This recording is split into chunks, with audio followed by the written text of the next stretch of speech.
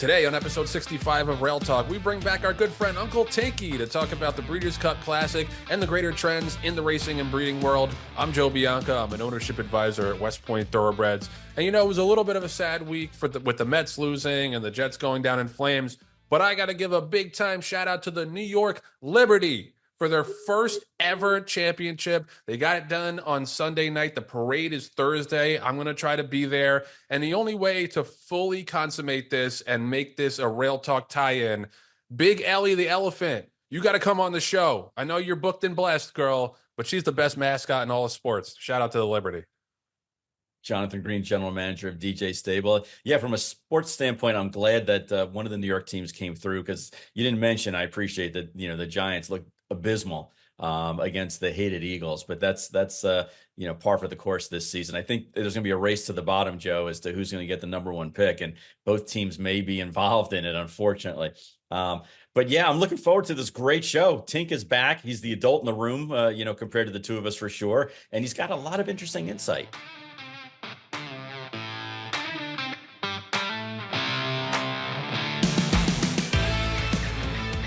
Rail Talk is sponsored by Facing Tipton. The Kentucky October Yearling Sale is underway right now. It goes through this Thursday. Opening session was yesterday, Monday, and had two horses, one by Into Mischief, one by Quality Road, who co-topped the first session, going for $350,000 each. This is a great, great auction to find some nice horses that you don't have to spend $1 million for. So go check it out. If you're on the grounds, best of luck bidding. Also, there was a significant supplement to the Facing Tipton November sale. Obviously, we're super, super looking forward to that sale right after the Breeders' Cup. I hope I'm saying this right. Ramatwell, she won the Prix de la Forêt at Longshot recently, which is a Group 1. She headlines the latest group of the supplemental entries to Facing Tipton's obviously star-studded November sale. She's a 3-year-old daughter of Justify. We're talking a bunch about Justify on this show, and I expect her to be super, super popular, along with the tremendous other mares and weanlings, those Flightline weanlings. That's going to be appointment viewing as well when they start going through the ring. But really excited for that sale, and best of luck to everybody at Facing on the Night of the Stars. So we are so thrilled to bring this next guest back to the Rail Talk studio. It's been too long. The wise sage of the Rail Talk family, basically the Dumbledore of Rail Talk, Tony Cobitz, a.k.a. Tinky 47 flat on Twitter. Welcome back to the show, Tony. Thanks very much, Joe. It's great to be here again. I've enjoyed watching you guys in action for a few months since my last appearance, but I'm happy to be back, and especially given that there are a lot of interesting things to talk about. There are. Yeah, no, this is a great time of year. We got the Breeders' Cup coming up. We're going to talk a little bit about the Classic. We're going to talk a little bit about the grander points that you've been making of the sire landscape and longevity. And, it's going to be a great conversation. But I wanted to start with something that's a little bit of a newsy topic, because this happened last week, shortly after we recorded, because that's always how things happen when big controversies break. Luan Machado, I don't know if we can put the video up, probably not. But if you haven't seen it, go check on Twitter. Just search Luan Machado. There'll be no shortage of videos of this incident. So basically, he was riding in the last race at Keeneland on Thursday, and he was ahead by like 5-6 lengths at the 16th pole, and essentially stopped riding and for an entire 16th of a mile, and got nailed on the wire by a horse who James Graham probably was like, well, what did I must have the horseshoe at my ass for this to be able to happen, me to be able to win this race. It cost a pick 6 player who was alive to the whole pool the pick 6. He was alive to Luan Machado's horse and not the other horse. And it was pretty clearly an honest mistake, because Keeneland has this stupid system where they have 2 different wires. They have the first wire finish in certain races, and then they have the actual wire. Seems to me pretty obvious that he thought this was a first wire race. Still a pretty egregious mistake, and for him to not even look around or look back or anything to see that the other riders were still riding cost a lot of people a lot of money. He got 3 days suspension, a $2,500 fine. To me, that seemed very, very light, especially relative to the money that he cost other people who were betting on the race. But Tony, you had some thoughts on this on Twitter. Why don't you just start off by saying, what do you think about this punishment for this kind of offense? Yeah, I think the punishment was clearly far too light, but that's within the context of how jurisdictions around the world typically handle these kind of things. In other words, I can be critical of a lot of penalties that are levied on American riders. But in this case, I thought that it was, as you suggest, egregious for a couple of reasons.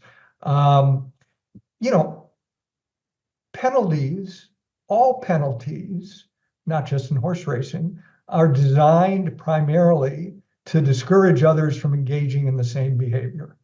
And as I pointed out on my tweet, if speeding violations cost the offenders $5, it's quite clear that our road system would be much more dangerous than it is, because there's more incentive, there's more disincentive to speed. It's the same sort of thing with the riders. Yes, it's absolutely a big problem that the bettors who lost money when they literally held winning tickets, or should have held winning tickets, that's a big problem. It's also a big problem. I know that there are other riders who earn less, but you know, this particular rider has earned hundreds of thousands of dollars this year alone. This is not discouragement. Now, I agree with you that it was an honest mistake, but I don't really think that that is enough to warrant such a light fine. And you know, someone responded on my tweet that very recently in Australia there was a rider who was penalized for very much the same thing. He eased up for whatever reason, 40 yards from the wire, and he got a month suspension. Now, a month suspension, forget about fines, you know, that would sting for any rider, you know, especially if they're not able to pick and choose when they're able to serve the suspension. So, yeah, I don't think that it's consistent with a much more serious approach to the problem around the world. And I thought that that was a pungent example of something that needs to be addressed in the American industry. Yeah, and really had to I really had to burn people, I think, who needed that horse to then watch Luan Machado win at like 30-1 in the Perryville and Yeah. probably beat a lot of people out of tickets who single book him Dano or just used a couple in there. And then he won the Dowager on Sunday. I don't know. It's just the kind of thing that really puts a bad taste in people's mouth. Hey, this guy cost me all this money by, you know, being pretty plainly incompetent. And now here he is winning stakes and beating me out of other tickets. It's really unfortunate. Like, I don't think he should be drawn and quartered like some people on Twitter were saying, but 3 days, and I don't know, it's a pattern in racing where people just get slaps on the wrist, if you can even call them that, for, you know, things that to me should be absolutely deal breakers in terms of continuing to participate, at least for a little bit, in racing. But yeah, it's just one of those things that the second I saw it, I was like, oh my God, racing Twitter is going to be en fuego with this. And there was certainly a lot of discussion about it. I want to switch gears to talk about the Breeders' Cup, because we got the Classic. The Classic is obviously the centerpiece, although it's in the middle of the card now on Saturday, which is like, that's going to be a little bit weird. It's like having Act 5 in the middle of a play. But it's an interesting field in that, you know, we were talking about this a little bit off air. There are some foreign influences that are going to be major players in this classic. You don't see that with a dirt classic all that often. City of Troy, Forever Young. We also have the 3-year-olds. It's been a pretty strong 3-year-old crop in Fierceness and Sierra Leone.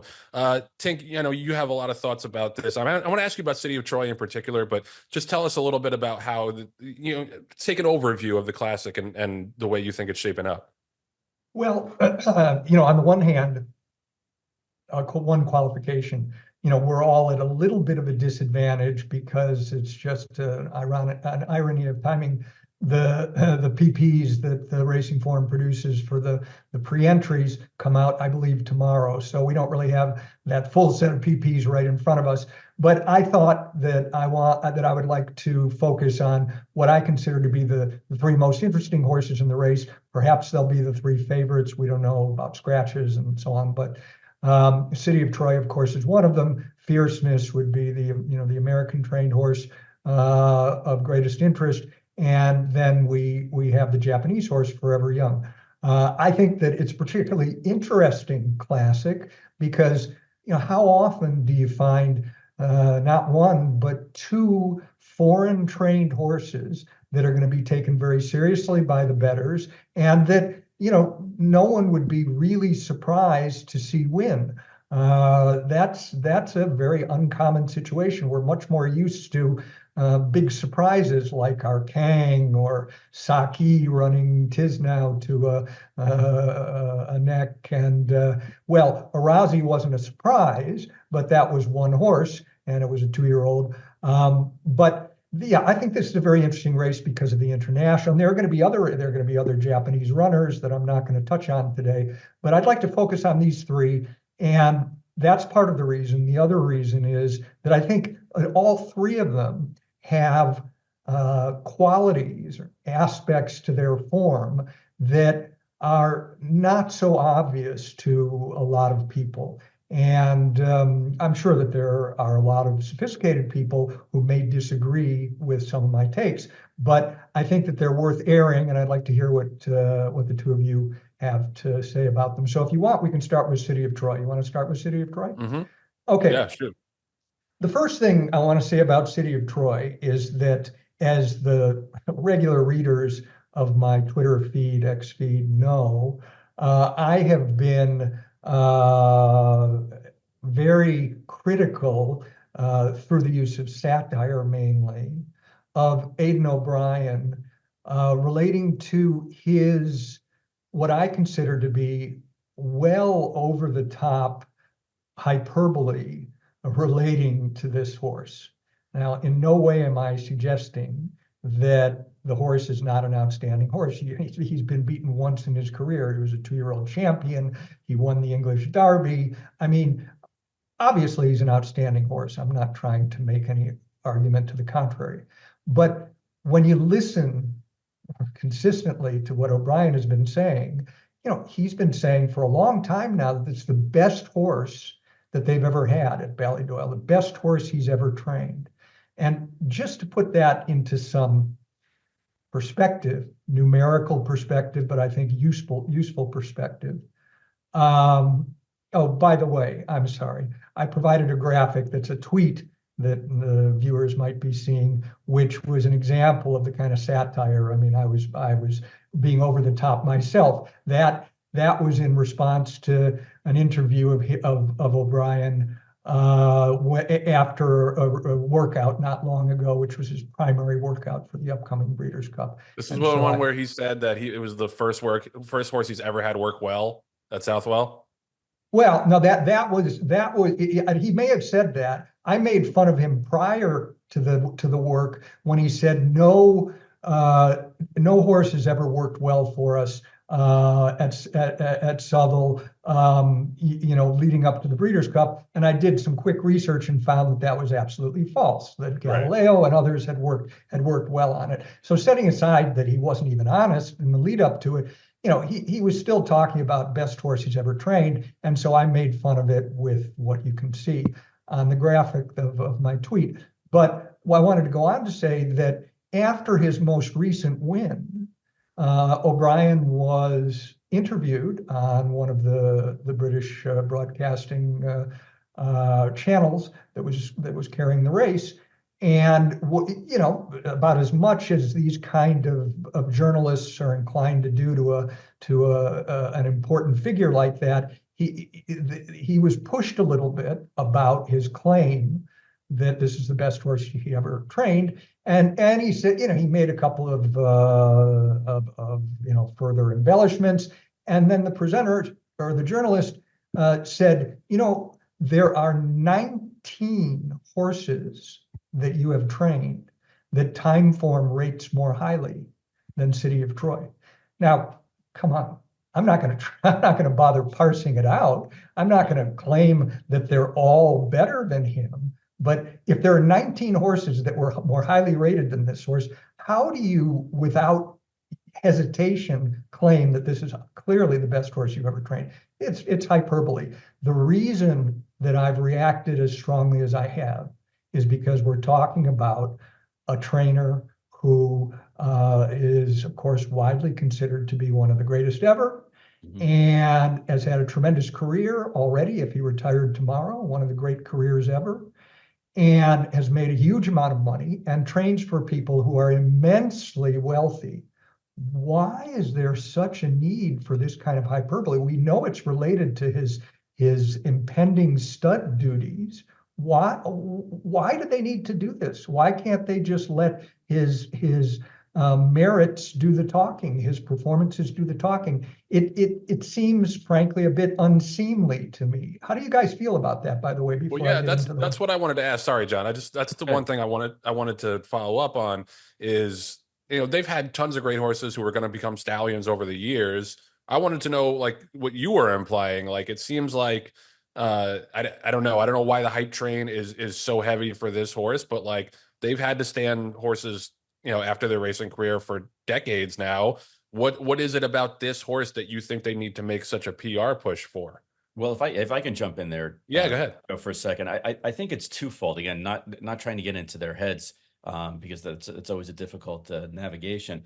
But number one, I think they truly believe that City of Troy is a once in a generational talent, and that they want to push him because they've already announced that he's going to be standing at stud, in Ireland, and he'll probably be one of the top. Most expensive horses there. But the other thing is that you have to remember they also own and manage Justify, City of Troy's sire.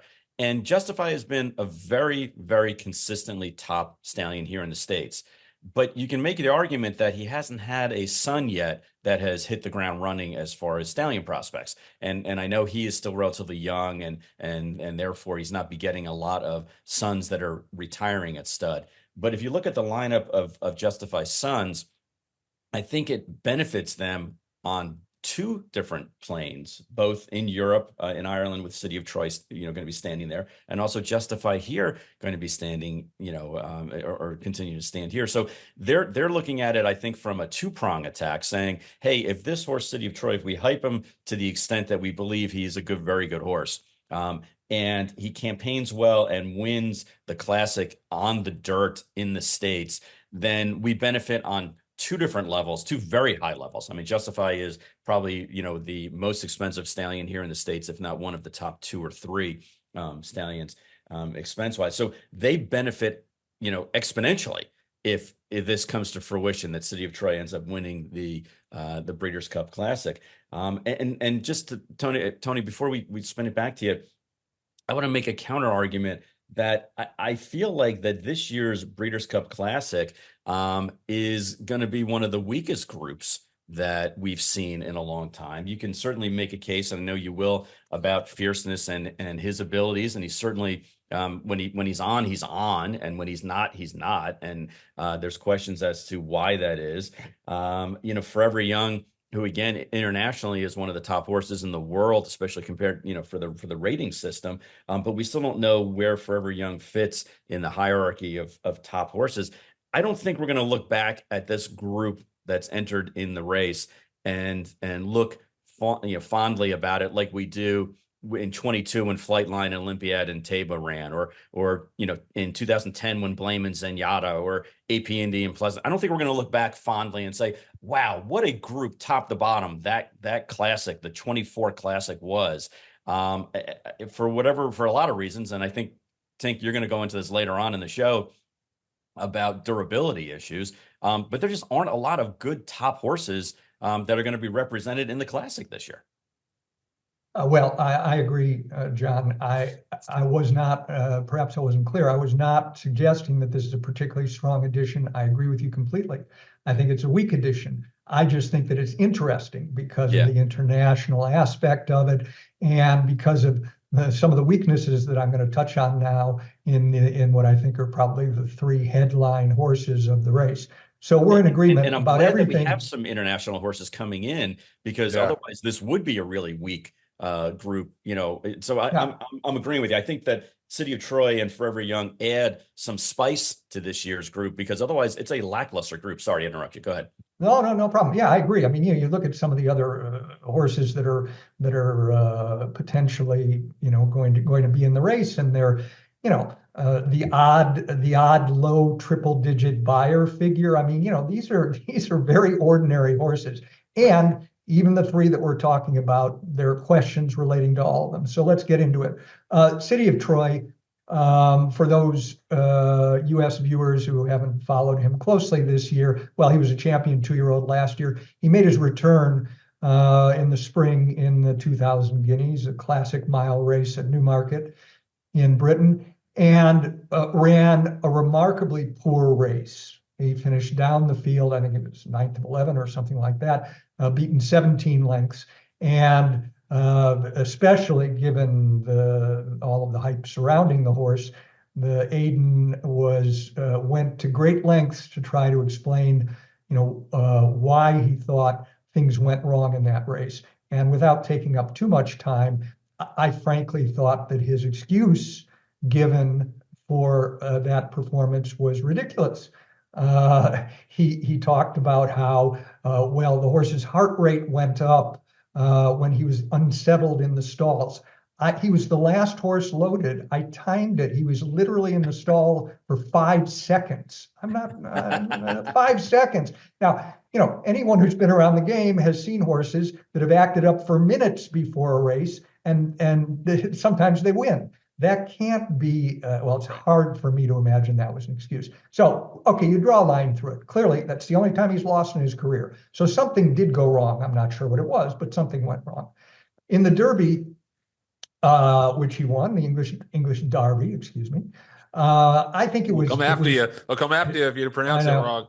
I think it was a pretty average field. The second place horse, a horse called Ambient Friendly, was not ridden very well. The rider was sitting as City of Troy burst clear and started to draw away. He waited too long to, I don't know why. Was Luan Machado on Yeah. that horse? I think was that.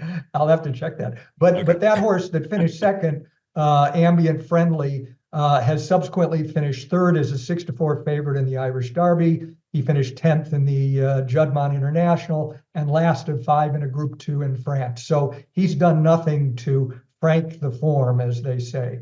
The third place finisher in the Derby, also trained by O'Brien, horse called Los Angeles, did come back to win the Irish Derby, but the form of that is not so strong. And he was 4th in the Irish Champion Stakes, not a particularly good effort. And he was 3rd in the Arc, which was a nice effort, good for him. He's a nice horse, but this is not going to go down as a particularly strong Derby for the ages. So credit where it's due, he did win the race. But not a great field. He then came back in a Group 1 called the Coral Eclipse at Sandown. He was the 1-4 favorite, which gives you an idea of the quality of the field. And he only won in workmanlike style. He beat an older horse named Al Rifa by a length, and he was getting 10 pounds from that horse. Okay. So it really was not a very strong effort. And again, there were various excuses made, whatever. And then his most recent race was the Juddmonte International. And he was more impressive there for sure. But he ended up on the lead, which was surprising to everyone. And the reason he ended up on the lead is because it was a very moderate pace. No one else really wanted it. And Ryan Moore, who was one of the world's top jockeys, took advantage of the situation, and as he has done in all of his races, he never showed any real quick acceleration. He just ran on very well to hold a French-trained horse named Colin Dagan, safe by a half length. And that horse came from well off the pace. So that the second place finisher who was beaten a half length was actually disadvantaged by the pace, and City of Troy held the advantage tactically. The third, fourth, and fifth place finishers in the race all raced close up, which underscores that the pace was not taxing. So what you have with City of Troy is an outstanding horse, but a horse that doesn't really have an explosive acceleration. He's more of a galloping type. And if anyone wants to argue with that, I'd like to provide a quote from Ryan Moore when he was finished with the race at York. And he was quoted as saying, once he gets into his rhythm, he can maintain his gallop. When he gets it right, he will keep going. It's like an elite athlete who can keep going at an 800-meter pace and keep timing it out. So this is a rider who everyone believes is one of the best riders in the world, and who is the first string rider for Aidan O'Brien and the Ballydoyle runners. And he's essentially saying that he's a galloper. This is a horse that now Aiden has also suggested, he hasn't been quite as clear, but he's suggested the same thing by talking about we haven't seen them go fast enough for him yet. In other words, his stamina hasn't been tested yet. Right. And so there are all sorts of indications, not only that it's a weakness that this horse has, that if he were to face a horse with a real acceleration, he would probably be in trouble. And the second point is relating to the Breeders' Cup, that he's very likely to be ridden aggressively in that race. He's very likely because Moore and his connections are going to much prefer a test of stamina than a race where you've got a bunch of 6 horses at the quarter pole that are going to sprint to the wire after a slow pace. That would disadvantage him. So they're likely to ride him aggressively. As a final point, I don't have any opinion on his workout at Southwell because it was on Tapeta. And I don't think anyone has any way of knowing whether or not a horse that works well on Tapeta is necessarily going to run well on the Del Mar dirt surface. So they were happy with the work. It was, superficially impressive, but I don't think we're really going to know how well he's going to handle the dirt until he's on the track. So before I go on to the other two, why don't you two chime in on City of Troy and your impressions? Yeah, I mean, it's interesting, like what you say about him potentially just being a galloper. He doesn't have that flashy acceleration that a lot of the Coolmore turf horses have. Maybe that sets him up better for a dirt race, because it really is more. The Classic is more of a test of stamina, especially these days where most horses in America don't really want to go a mile and a quarter. I can count on one hand the horses I would think of that are actually going to excel going a longer distance. One of them probably not going to be in the Classic and next. And I think that's an interesting case for him in the Classic. And, it's just, I'm curious, like, why they're like, I'm going back to my original point, why they're pushing him so hard. I know John said he's a son of Justify, and that matters a lot, but he's going to be a super duper popular stallion, regardless of whether or not Aiden O'Brien talks him up in interviews or not. It does seem a little aberrant in terms of the way he's talking about him. But like we were talking about, it's going to add so much juice to the Classic in a race that normally I'd sleep through, even though it's 3 o'clock in the afternoon. I'd find a way to sleep through it because I don't care about Arthur's Ride or First Mission or any of these bums that are going to be in the race.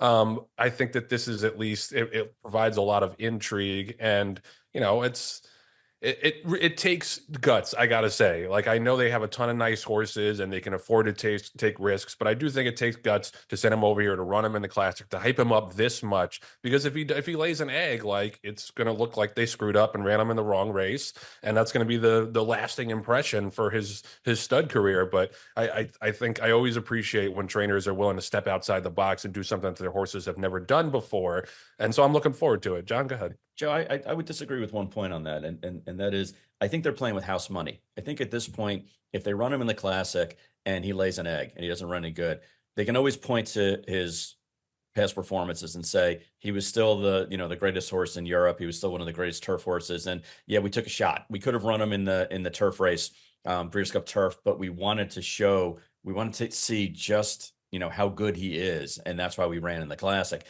So I think that it's kind of a lose situation at this point. If he had run in the turf and won, everyone would have been like, yeah, all right, that makes sense, and there wouldn't have been any additional juice for him as a stallion, nor for maybe a little bit more for Justify as a stallion. But if he wins the Classic, if he comes here and wins the Classic, I mean that still is, other than the Derby, that is still the most highly sought after crown that people shoot for.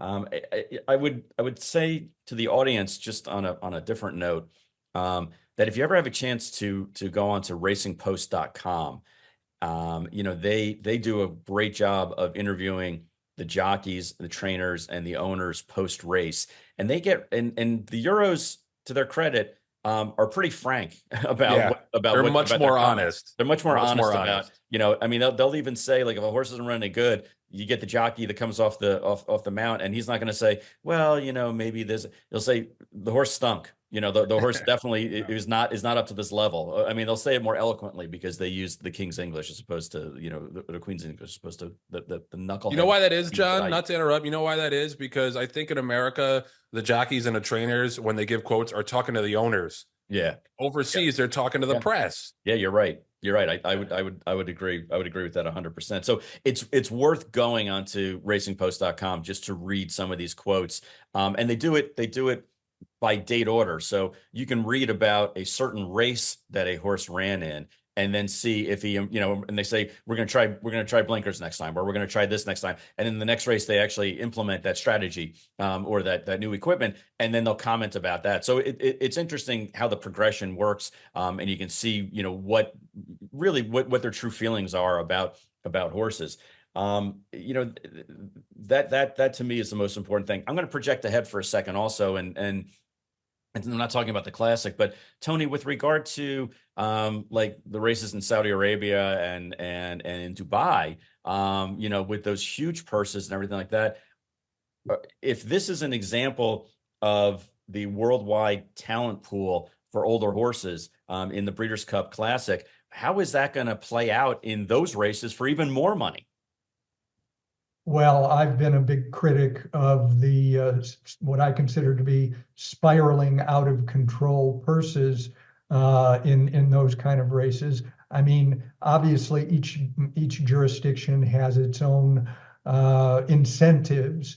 Dubai, you can certainly understand why they began with the Dubai World Cup and made it a big day. And Sheikh Mohammed is the biggest consumer of racehorses in the history of the sport.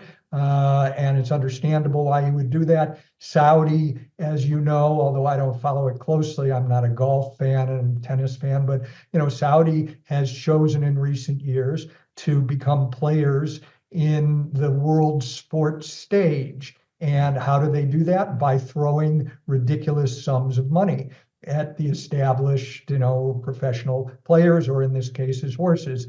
And so, unfortunately, I say unfortunate. Of course, if you're an owner who has a horse in one of those races that has a big chance, then there's nothing unfortunate about it. But there's really, you know, no close correlation between the quality of the fields and the size of the purses. And this is also actually, it's a segue. I don't want to get off on the tangent to any, you know, long degree, but it's a segue to the problem of, it's always been a problem, but it's much more of a problem today when you see publications list sires on the basis of the offspring's earnings, the progeny earnings. I mean, come on, whoever wins the race in Saudi, they could be by a sire that stands in Iowa for $35, and that sire is going to be leading the list at least for part of the year based on that one anomalous purse. So there are a lot of problems, you know, thinking about quality through the lens of big money. And I'm not a fan of it. You're telling me that Mineshaft isn't the best stallion in the world this year? Yeah, Because Senior Buscador. I mean, I love Mineshaft. Yeah, but no, I agree. That's pretty specious. I want to jump in so we can move on to Forever Young and Fierceness, and then we'll take a quick break after that and start talking about some of the general sire points. Forever Young is a very, very interesting horse to me. As far as I know, he's only run once since the Derby, I believe, and he won that race in Japan. He's a wild card. Like you could argue that he could have won or should have won the Derby, depending on, you know, whether or not you think Tyler Gaffalione should have been DQ'd, or whether the two horses hadn't bumped. I thought they cost each other the race, frankly. But he's obviously going to be a huge contender, huge player. He's going to get overbet, I think, because of the Japanese. I'm still bitter about hitting the Derby try with a 20 to 1 shot on top, paying $550. Kind of bullshit was that. You're still bitter about Pearl Harbor. I was going to say, wow, Joe, you really hold a grudge, man. Okay, John. History student John Green over here. No, I'm bitter about my bets. Even when I win, I feel like I lose. But anyway, I would love to hear your thoughts on him and the best U.S. hope, which is, I think you correctly identified as Fierceness. Yeah, I agree with you about Forever Young. He's a very interesting horse. He's my favorite horse in the race from a fan standpoint. And he's earned it with me. I didn't know what to think originally. When he ran his first race, he ran a couple of races in Japan, 2, 3 races in Japan, and then they sent him to Saudi for the so-called Saudi Derby.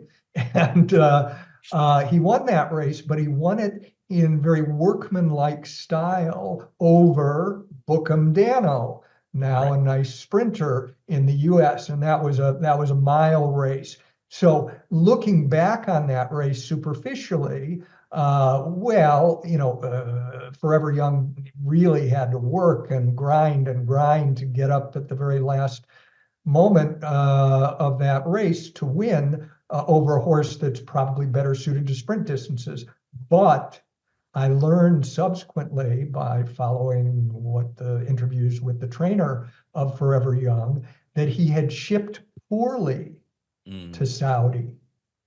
And I didn't learn that until he had won until after he had won the UAE Derby in Dubai 5 weeks later. And that was a more impressive effort.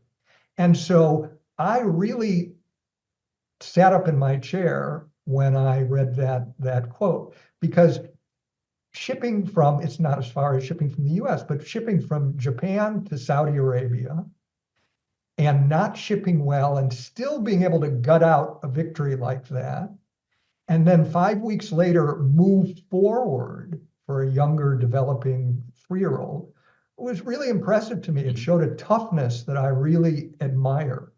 I think he probably would have won the Derby. I think it's one of the great outrages in recent decades that he wasn't at least placed second because of the interference in that race. And yeah, he's a big player here. He has had, to confirm your point, he has had one race fairly recently, which was off a long layoff, but he was obviously, in good shape for the race, and won fairly comfortably. The people who know about Japanese racing seem to think that it was a pretty decent field. I don't have a strong opinion because I don't follow it closely. What I will say, it's just minutia, but in Japan, and it's not the only place in the world, Hong Kong too, in Japan, they weigh their horses before races. Right. And so he was roughly the same weight. He was just a few pounds heavier off of the layoff as presumably a more mature 3-year-old recently than when he had last raced in Japan before he even shipped to Saudi and Dubai. And I thought maybe that was a negative sign. But one of the guys who I follow who is from Japan and close to Japanese racing gave me some examples, might have even included Equinox, of horses that over those periods of time don't necessarily some do, but they don't necessarily put on much weight. So I guess, the way he ran in this prep race was good enough that I'm not going to worry about it at this point. But it struck me as being odd, I would have thought, because he's always looked like sort of a little lighter body, but a little unfurnished. And I might have expected him to come back heavier and more muscled, but he didn't. I still like him. He's easy to root for, but he has the same limitation that City of Troy has, which is that he doesn't have a quick acceleration. He's a galloper. He's going to need a test of stamina to show his best. And I hope, my biggest hope for the Breeders' Cup Classic is that there's a good, minimally solid pace, preferably a strong pace, so that it's a true race, a truly run race. I don't want to see a log jam at the quarter pole because they went 47 and change and 111 and change or whatever. Yes, I like Forever Young. I think he's a big player. I hope he wins because, as 3 of us seem to be agreeing, it's a pretty weak field. And I think it's the kind of field that he'll be able to beat with a little bit of luck this time around, and he surely deserves it after the Breeders' Cup experience. Yeah, go ahead, Joe. Just to piggyback on that, I think maybe a offshoot or an added benefit of him winning. Maybe we get some Japanese horses to come spice up some of these older horse handicap division races throughout the year. I know it's a long ship, but we've seen that in Europe. Charlie Appleby started to send more horses, not just for the Breeders' Cup, but for some of the bigger grade 1 stakes on turf. So I think that'd be an interesting component, and maybe some Japanese horses will take some other shots besides just the Classic or the Derby. Yeah, my understanding, guys, is that And again, we'll know better, Wednesday afternoon. But my understanding is that there were 19 horses that were pre-entering into the races here in the States for the Breeders' Cup. Doesn't mean that all of them are going to run, but that was the indication, was that there's a dozen and a half or so horses that may be coming in from Japan. And I think it had to do greatly with the fact of, last year with the success that Japanese horses had in the Breeders' Cup races, and then obviously with the success of hitting the board, in the Kentucky Derby. So I think we're going to be seeing that more and more, especially with the Breeders' Cup out in California this year. Is now a good time to take a break? Yeah, let's take Okay. a quick break. We'll come back. We'll talk a little bit about Fierceness, and then we'll get into some of the greater sire points that Tony wants to make, because I think they're really fascinating and worth discussing. So take a quick break, and we'll be right back with more Tink. Rail Talk is sponsored by the Green Group, the #1 accounting firm in the horse business. There's one reason they're #1. No other CPA firm knows the horse business like they do. Len and DJ own over 200 horses. Got a lot of really nice ones right now in particular. Won over 2,500 races. They got close to 1,000 clients in the horse business because they make the money and save them taxes. And as always, special offer for listeners of Rail Talk. Complimentary confidential half-hour consultation. Len guarantees you'll get value. Hit him up at, what's that number, Michael? 732-634-5100. Green Group. 732. So catchy. Hit them up at that number or greenco.com. But you don't have to take it from me. Listen to another satisfied customer, noted pinhooker, sales consigner, Dean Dorenzo.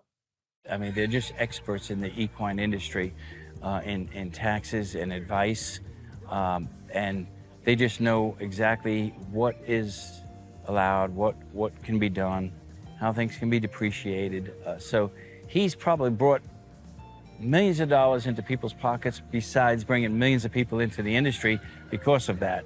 Anytime I have a really, business decision I got to make, it's, the old thing is, you phone a friend, phone Len Green. Whether it's a contract, whether it's a sale of something, a sale of a farm, or a purchase of a farm, Len Green's been there for us. Thank you, Dean. And if you want the same treatment and the same benefits that Dean got, hit Len and the Green Group up at 732-634-5100. Do it before year's end so you can prove to you that he'll save you taxes, or go to greenco.com. We're back with Tinky, a.k.a. Tony Cobitz, and I just wanted to touch briefly on the other main contender for the Classic before we move on to some of the broader topics that we're going to discuss. I'm going to ask you not to be so biased because you love this owner so much.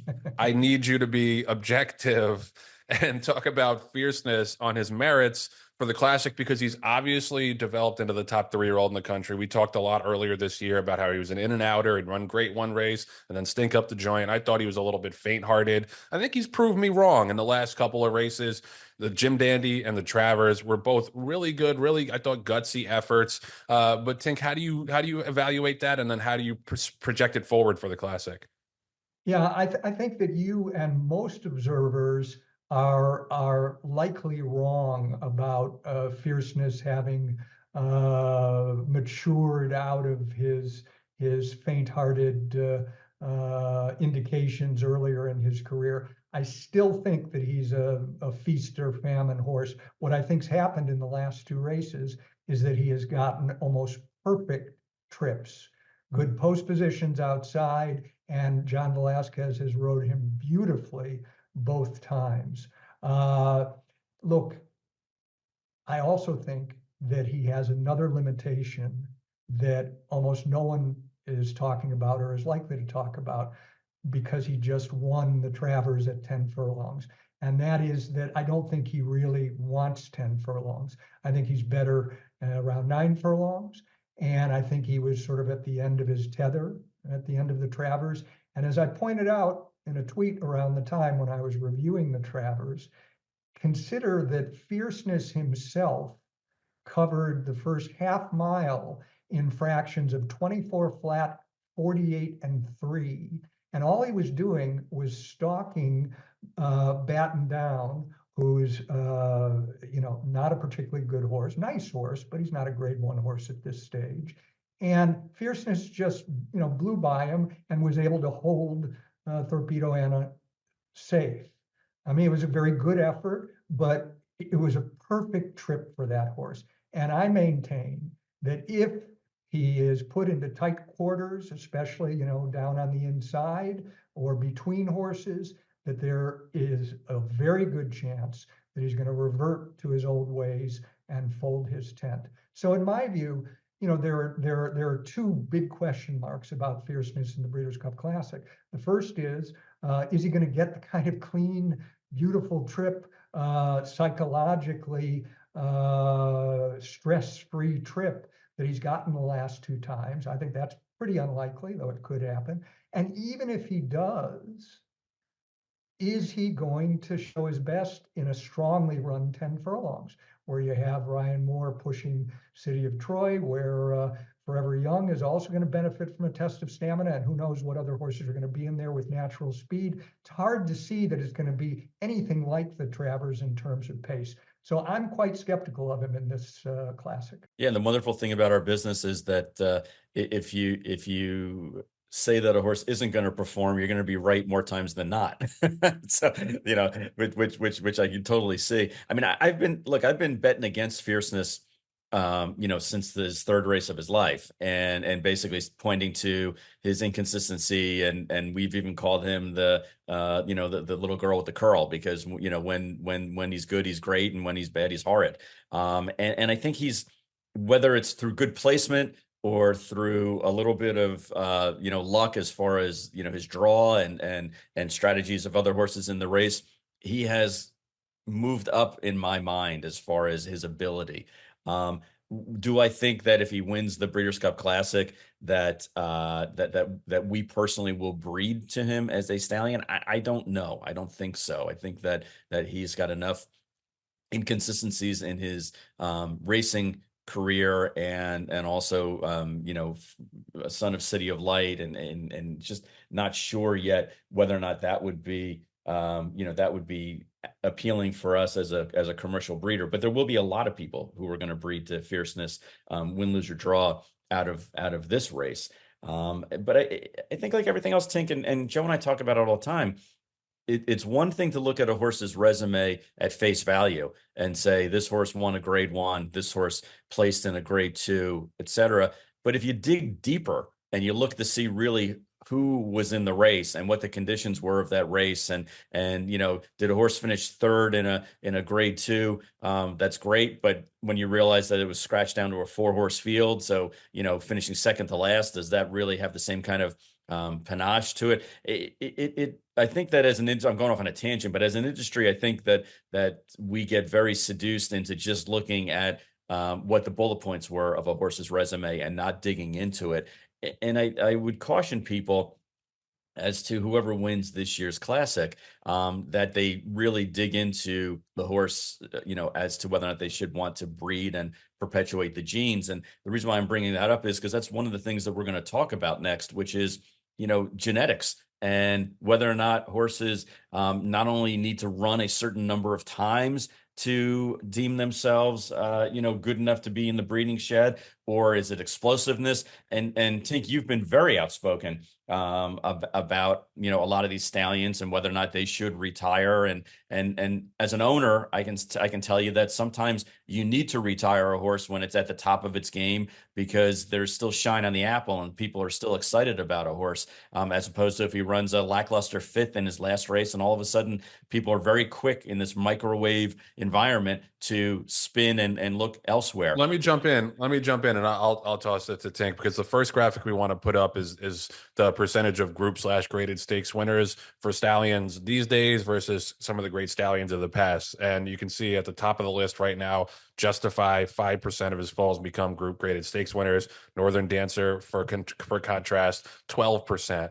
Nijinsky, 12%. Gunrunner second at 4.9%. I'm curious what that data means to you, Tink, because to me, it would suggest that there's too many stallions, because there sure as hell aren't not enough graded stakes races. We've beat that drum plenty on this show. There are too many graded stakes and stakes races. So you would think that, relatively speaking, there's too many stallions looking at that data, but you tell me what you think it means. Yeah, I think that there are different ways to think about it. First of all, obviously, I have the benefit of being old enough to have been around when the list on the right in both of these graphics that you're going to see, the list on the right headed by Northern Dancer and Nijinsky, they are from stallion lists of 1986, so approximately 40 years ago. If you look at that list, certainly the first 8 or 9 or 10 of the stallions on the right side, that was like nothing that we've seen in the last 30 years, 25, 30 years. I mean, that was a tremendous, part of the advantage was Northern Dancer was such a brilliant influence that you had, sons like Nijinsky and Danzig to carry, and Leafard. A lot of this is about Northern Dancer, what you're seeing there. But even some of the other, Seattle Slew, Blushing Groom, outstanding sire. Obviously, Mr. Prospector, Aladar, Vaguely Noble. His Majesty was a terrific sire. In reality, I have a real soft spot for, until you get down to the last 3 or 4, which were just, they were useful sires, I would say. It's so much stronger, with all due respect, than what you see today, that the numbers in that context are not a surprise to me. Now, I think that to be fair to the contemporary sires who look like very weak tea relative to those sires from whose offspring were running in 1986, I think you have to take into account, and I think that this may be, it's not just one of it, may be the primary factor. They're bred to too many mares. Northern Dancer, especially, Northern Dancer was never bred to 40 mares, I don't think, in a single season. And, Justify's bred to 220 or 30 or whatever the number is. What that means by definition is that you're diluting the quality of the mares. Yeah, sure, they're all good mares, good pedigrees, and or good race records. But the ones who are able to get to Northern Dancer, Nijinsky, Danzig, Seattle Slew, Leafard, Blushing Groom, and Mr. Prospector had to be top mares. There wasn't room for the unraced mare with the nice pedigree. I mean, I'm not saying it never happened that there was an unraced mare, but I'm saying the best of the best mares were, they wanted to get into those books.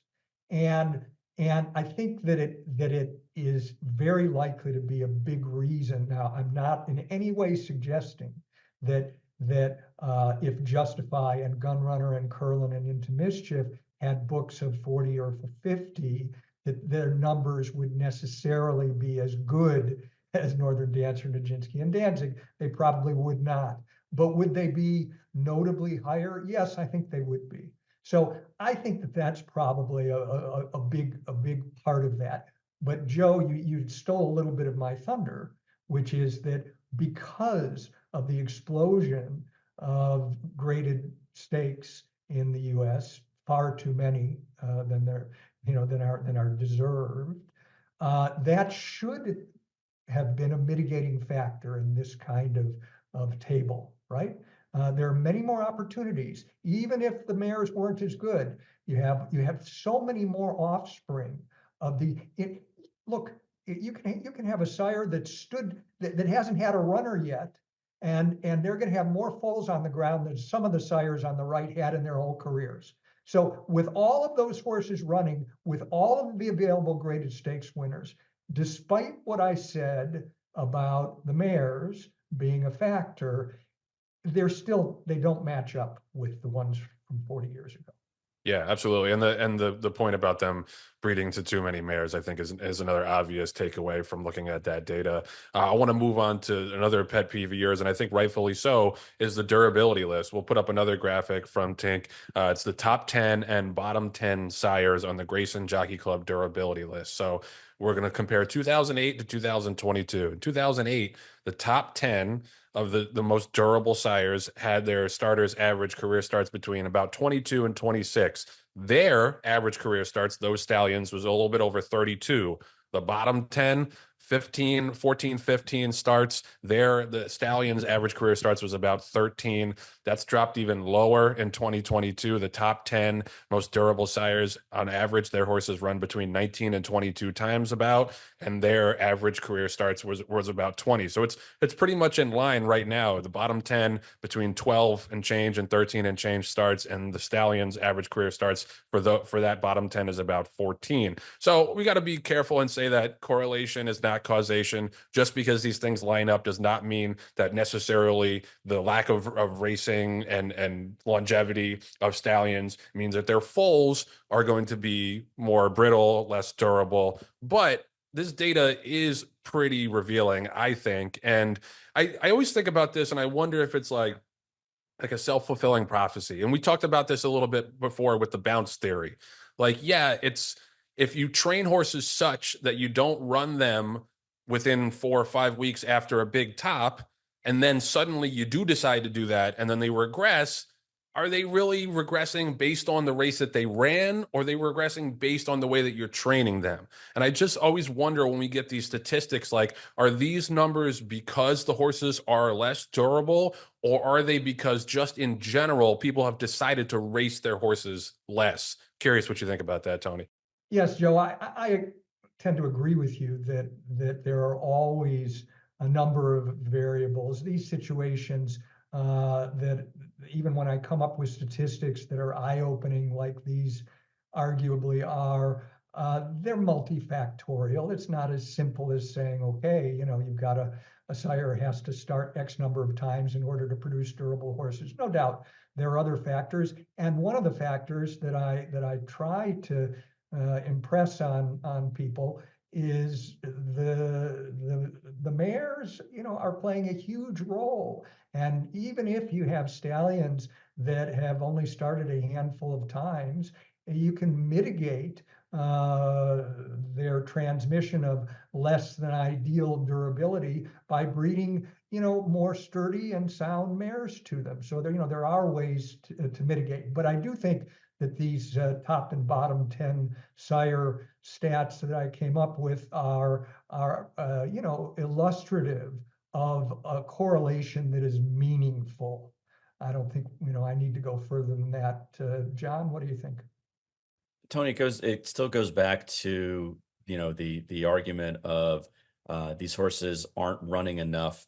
They're being retired and placed into the breeding pool. And, is it the number of starts that we should be concerned about? Is it the date in between the number of days in between races that we should be concerned about? I don't know if there's one over the other. I think that it's like you said before, it's kind of a self-fulfilling prophecy that both issues are being impacted and reintroduced to the gene pool so many times that if you don't have this as a stat, but you look at the top stallions as far as number of mares that are being bred, and for the most part, it's newer stallions, it's unproven stallions, which means that those genes that are being promulgated within our industry, especially in the first couple of years, we don't know if that's good or bad. Golden Powell only ran half a dozen times or so. I don't know if that means that he's going to be a good stallion or not, but what it means is that he himself wasn't able to produce over a couple of years' time of being able to run consistently, and now he's being bred and will have, in essence, 240 or 250 foals out there in the first year that we don't know if they're going to fulfill his prophecy or Uncle Mo's prophecy or the female sides. It's concerning, as a breeder and as a race owner, it's concerning to me. Now, does that mean that we didn't breed mares to Golden Powell? No, we did. We bred 2 mares to Golden Powell in his first year and bred 1 to him last year. So, in essence, we are adding to the problem in that example. But I don't know if there's an answer. I certainly don't think that the number of mares capped is the right answer. Because I'm a big guy. I'm a big believer in the marketplace, and the marketplace will dictate whether or not a horse is going to be bred and overbred, within the industry. I just feel like that there's got to be something done to tip the scale to some of these more proven horses that have shown that they can produce sounder, better horses. That would help the overall gene pool. I just don't want it done artificially necessarily. I think maybe I mean, the only possible incentive I could think of is to have like certain races, put up some big money races to stallion for horses by progeny of stallions that only started a certain amount of times, or mares a certain amount of times. Like they're never going to be able to restrict the stallion market. There's too much powerful, concentrated interest in Kentucky to ever be able to step in and tell people, hey, you can't breed your stallion to more than so many mares. I think there may have to be like a separate string of races where kind of like the claiming crown, where we appreciate and we reward the horses who are filling the races throughout the year, the horses who do run a lot, the horses who do fill those cards, and it's like a separate set of races. I don't know. That's my only idea for how we could possibly begin to combat this, because yeah, the statistics speak for themselves. We talk a lot about the ills of the racing and breeding world, but we're going to take a quick break and then we're going to come back and talk about one of Tink's favorite horses of all time. And if all you have to do is look at his past performances and look at his record to figure out why. We'll be right back. Rail Talk is sponsored by TaylorMade. TaylorMade, obviously very busy with the Kentucky October yearlings going on right now. Go check out their consignment. Star-studded, lots of great horses, a lot of great price points. They do an unbelievable job for their clients and their horses at every one of these sales. They obviously specialize in the yearling market, but they can do it with horses of racing age, digital sales. They adapt and they know how to work the market to get you the best price for your horse. Also, TaylorMade stallions. If you're making mating decisions for 2025, John is way past the point where he has to make any mating decisions, but your mare might need a stallion hookup for 2025. They've got a bunch. They obviously got, not this time, it was 175,000. If you get shut out from him, there's a lot of really nice up and coming stallions on their roster, including Instagram, Nick's Go, who John mentioned last week, Tacitus, West Point put a couple of him, early voting. A reminder to go out and early vote if you can. It's the election coming up. But yeah, there's a lot of great, really nice stallions that I think you're getting in on at the right time, because I think several of them are going to become much more expensive in the years to come, the way that we saw Not This Time become. And now he's still a relative bargain for 175, but that prices some people out. Some of these other stallions are going to go on that same trajectory. I think Tacitus in particular, but they've got a bunch in Stilled Regard, Instagram, who I mentioned, Dr. Scheibel. So get in early on those TaylorMade stallions, because I know that roster is only going to expand in prominence and probably price. I showed admirable restraint because John, it may have been a Machado mistake. It may have been an honest mistake. I don't know. But John at one point suggested that the Flightline Breeders' Cup was deep top to bottom, and that was really. I had to say that for Joe's benefit. I had to say that for I'm West. not wearing my Flightline hat, not today. Yeah, I mean, they had two good horses. Life is Good and Flightline, and Life is Good maxed out at 1 1/8 miles. Yeah, Life and Good was not suited the conditions. Yeah. I mean, so to beat a horse like that really was not meaningful. The one I always think of is 2003. I'm sure there were better ones like before my time, but you had or 2004, Ghost Sapper, Roses in May, Pleasantly Perfect, Funny Side, Perfect Drift. Like, not all those horses were in their top form, but those were a lot of really, really nice horses in that race. Right. There were still nice older horses back then. I mean, that's one of the other, as you both know, one of the other really insidious repercussions of retiring young horses, after their 3-year-old seasons, is it decimates the division of older horses. Division. Absolutely. Terrible. Absolutely. All right, so lest we be too negative about the racing and history of racing and breeding, we want to take a trip back into the 1940s. And Tinky is ever historian. And this is one of the horses. There's a race named for him in the winter at Aqueduct. I feel like he deserves a more than a listed stake in the dead of winter at Aqueduct named after him, the Stymie Handicap. Stymie, I mean, I'm sure you can go into this, Tink, but just looking at his record, he started 131 times won 35 times, was the second 33 times, third 28 times. So he was in the money 96 out of 131 starts. Didn't even earn $1 million throughout all those starts, Yeah. but won multiple stakes at 4, 5, 6, 7. He was obviously in the Racing Hall of Fame. Tinky, why don't you tell us a little bit about why is so near and dear to you? Well, it won't come as any surprise that given how much attention I pay to durability, that a horse like this would have caught my attention. Yeah, I mean, an unbelievable warrior. And, this is a horse, of course, he raced over so many seasons that it was invariable that he was going to race against good horses. I mean, he raced against Gallaret, he raced against Assault, and won and lost to those horses. And I could go on and on. There are probably 15, really high class or top class horses that he raced against. So fantastic. It's worth, I think his lifetime past performances are available somewhere online if you do a search. And he was an amazing horse. But the reason that I wanted to talk about him very briefly today is because he was not fashionably bred.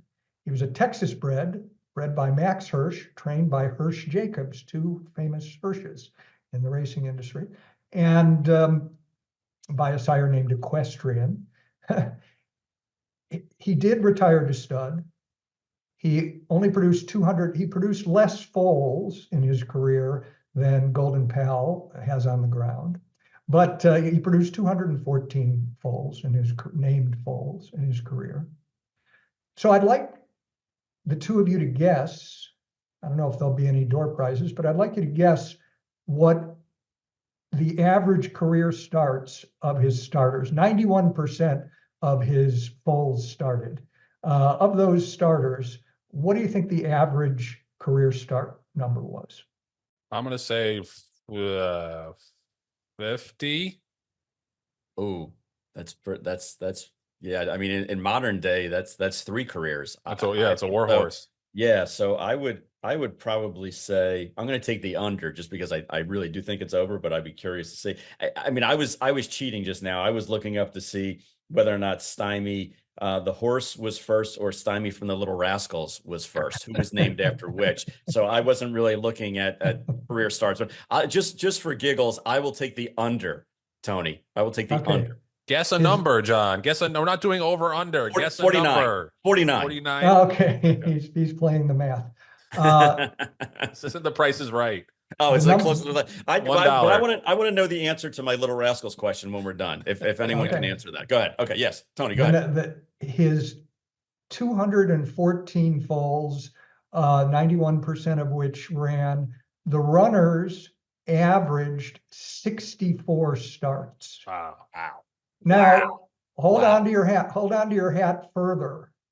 From those 214 named foals, 15% of them contested more than 100 races. Whoa. Oh my God. That's incredible. That's that gets you thrown in jail for animal cruelty these days. Now look, so what I think about, of course, you can in any sport you can come up with wild numbers, but right. What I think about when I look at these numbers is, okay, he's a wild anomaly, but how can you look at those numbers and not believe that there isn't a meaningful, forget about strong, meaningful correlation between durability on the racetrack and the likelihood of producing durability in foals?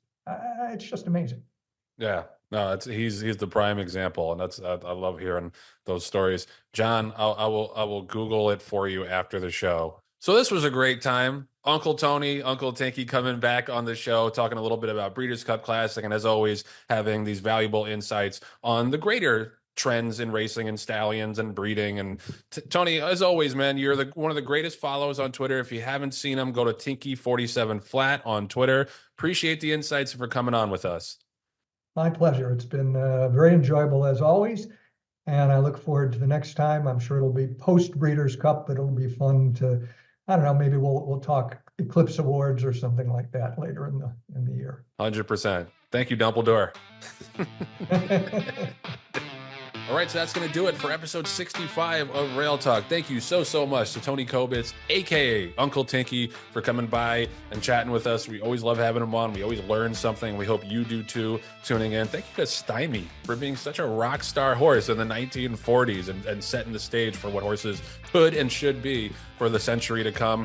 Don't forget, if you haven't done it already, go subscribe. Hit that button that's under my face right now on YouTube, on Apple Podcasts, Spotify, Audible, wherever you get your pods. Every single subscription matters to us, and we appreciate everyone who's done it so far. We love doing this show, and we're only trying to expand the Rail Talk family. So shout out to y'all for tuning in. Thanks you to our producer, Patty Wolf, our associate producers, Julia Agresta and Nathan Wilkinson. We'll see you next week back here on Rail Talk.